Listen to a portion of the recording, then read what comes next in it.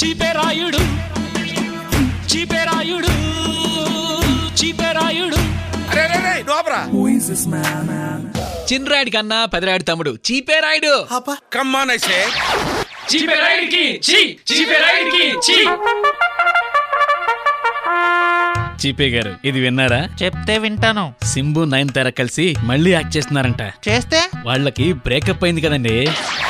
చూడు రాయుడు, మూవీస్ లో పాలిటిక్స్ లో పర్మనెంట్ ఫ్రెండ్స్ ఎనిమీస్ ఉండరు. కానీ వాళ్ళు లవర్స్ కదా. రాయుడు, సింబు తర్వాత నయనతార ప్రభుదేవాతో పెళ్లి దాకా వచ్చి కటిఫ్ చెప్పేసింది. అవును, పాపం ప్రభుదేవ ఆ దెబ్బతో హిందీ సినిమాలు తీసుకుంటున్నాడు. సౌత్ కి అస్సలు రావట్లేదు. సింబు హన్సికతో లవ్ అఫేర్ నడిపి చివర్లో చెక్ చెప్పాడా?